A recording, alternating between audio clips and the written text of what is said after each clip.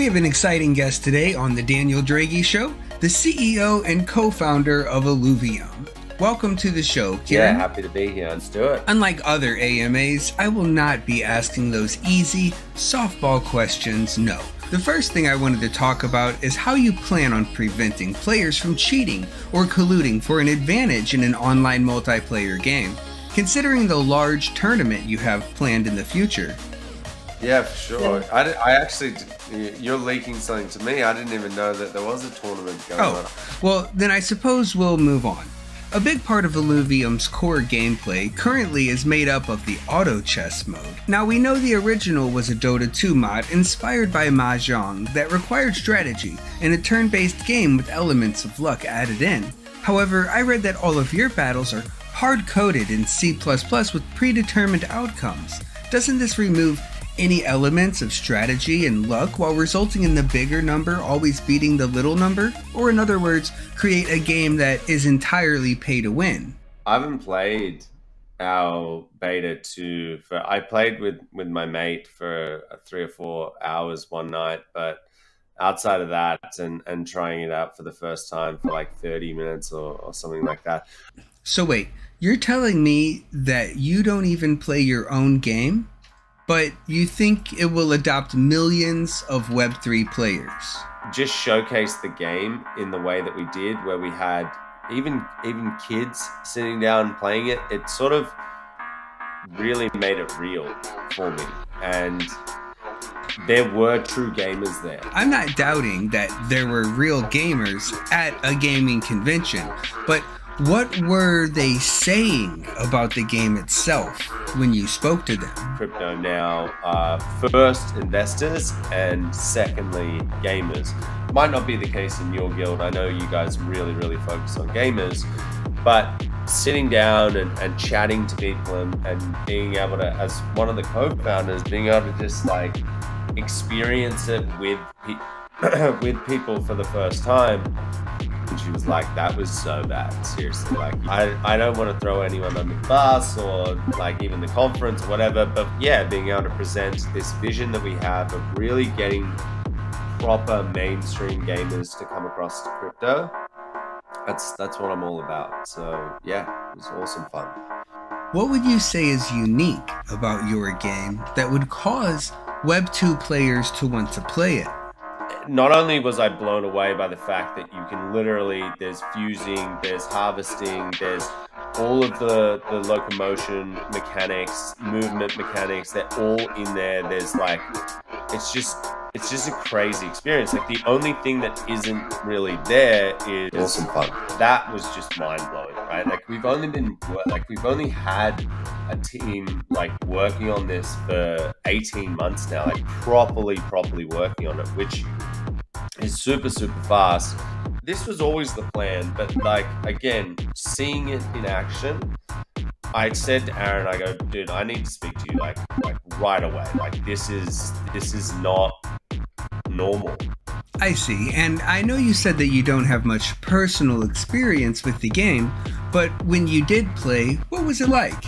When you're doing that survival mode and you get to like level 28 and you die and you got to go all the way back, it literally makes you want to punch yourself in the face. So your project has been criticized for not marketing enough to acquire new customers while relying on shills and heavily invested users to market the game for you. Why have you taken this approach instead of letting the world know about your game? I don't let anyone know because I want people to be active in Discord like it was back in the day. It's nowhere near what it used to be, but yeah, once the market comes back, everyone's going to come back. I guarantee you that. What is your professional background, and why do you think it qualifies you to be the CEO of a AAA Web3 game? I'm probably a little bit Illuvium blind now, where I've just been living in this world, and even though I come from that background of traditional marketing and business, made me think back to like 2016 or 2015, where I didn't know anything about crypto and it's scary as shit. What do you say to critics who claim that you're trying to have your cake and eat it too by attempting to appeal to both whales with a pay-to-win advantage while also allowing free-to-play players to earn. Yeah, and I mean, look, do I think we're building a game which we could sell for $80 or $90 or whatever in mainstream? Yes. Like, I genuinely do. As I said, we're coming after Riot and Teamfight Tactics in terms of that arena. We're coming after Pokemon. Do I think if there wasn't free-to-play versions of our different games that people would work it out and still take that risk? Yes, I do. But is it going to block 80% or 70% or 60% or whatever? If it's any number above 1%, then you just don't do it. We don't do that at Illuvium because there's two options.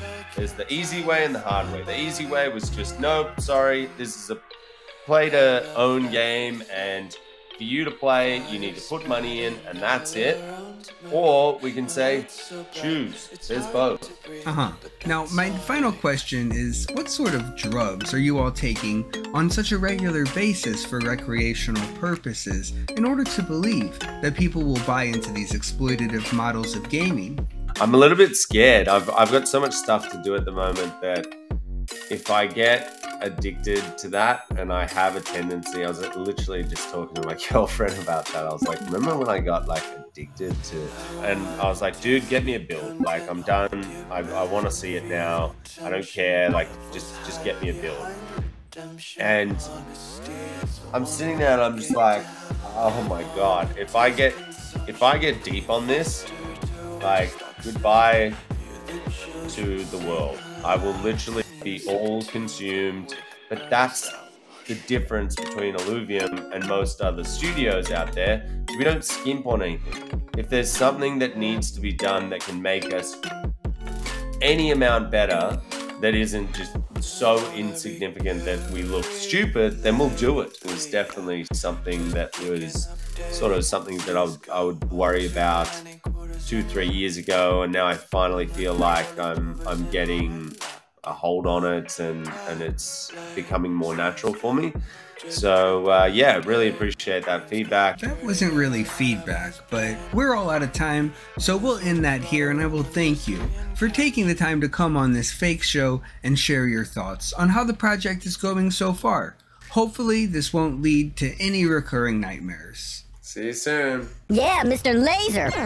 Here it comes. Here it comes. You will be destroyed. You're going down. The explosion will be of extraordinary magnitude. Just hang on. It takes a while.